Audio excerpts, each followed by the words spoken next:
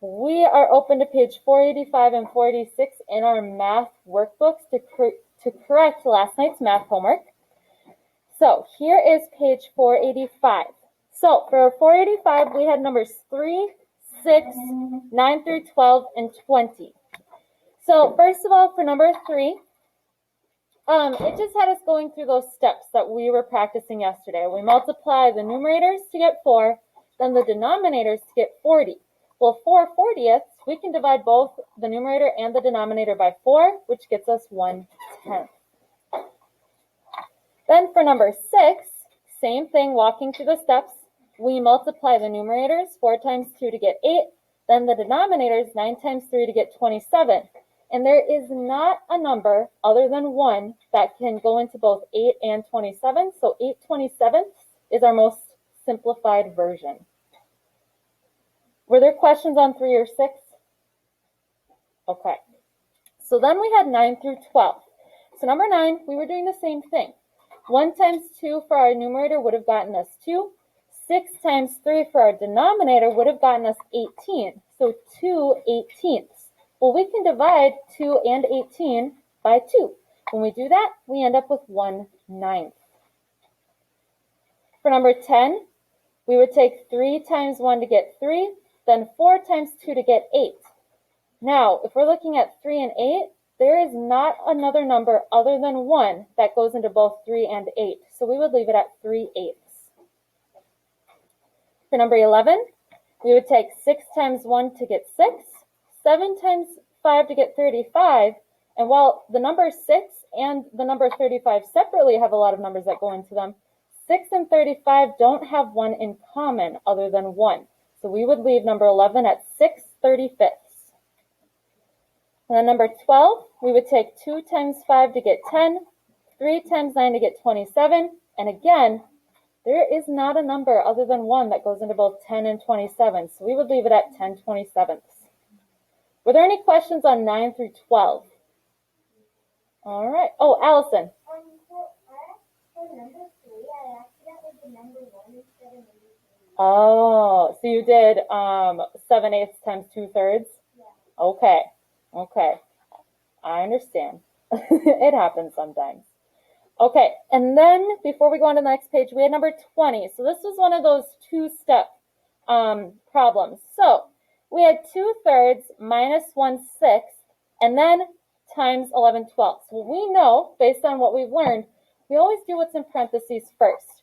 Now we're also subtracting, and we also know that when we add or subtract fractions, we need to find the least common denominator.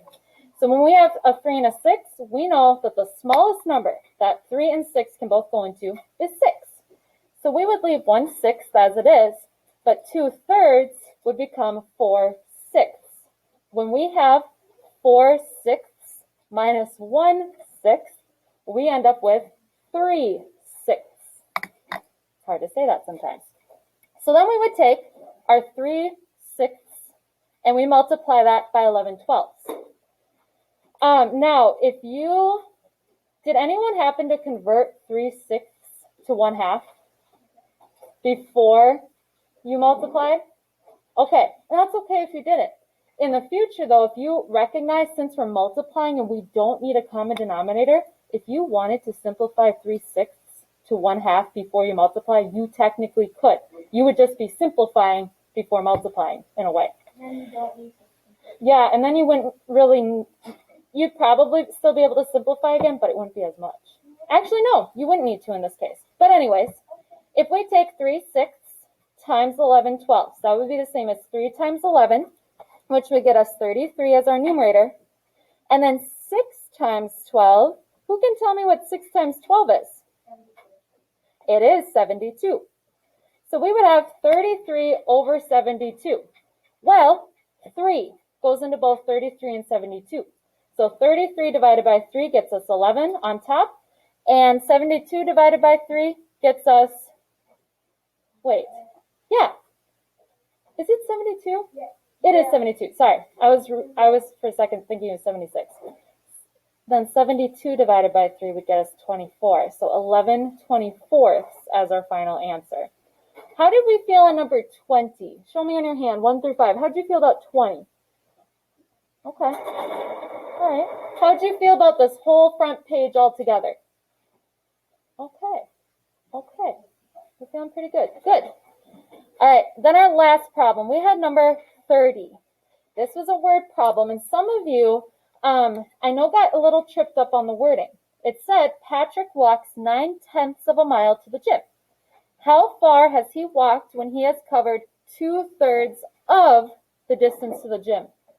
What word, raise your hand, what word in this word problem tells us the operation we need to use, or what we're doing with our numbers, our fractions? Which word tells us what we're doing? On the count of 3, I want you to say it out loud. 1, 2, 3. Of. Of. When we see of in a word problem with 2 fractions, it's telling us to multiply. We want to know what is 2/3 of 9/10, or his walk to the gym. So we would take 2/3 times 9/10. When we do that, we multiply the 2 and the 9 to get 18, and the 3 and the 10 to get 30. So 18/30, which could then be simplified to 3/5. So 18/30 of a mile, or 3/5 of a mile. Layla. So you're right, we were finding the distance, but the specific unit, because distance can be measured in inches, it can be measured in miles, kilometers. You want to make sure you're putting that specific unit of distance, okay? So, miles. How do we feel about number 30?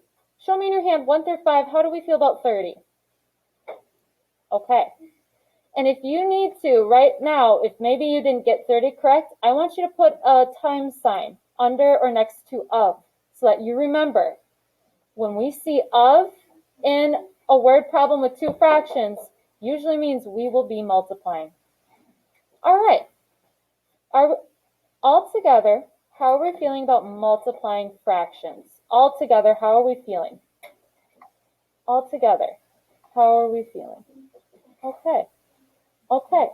How many of you would agree that because, for the most part, we don't have as many steps, multiplying seems to be easier than adding and subtracting so far?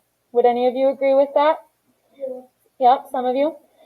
It's difficult in a different way. You know, when it comes to simplifying, that can sometimes be difficult, whereas with the adding and subtracting, it was just the amount of steps. Okay, nice work, 5th grade.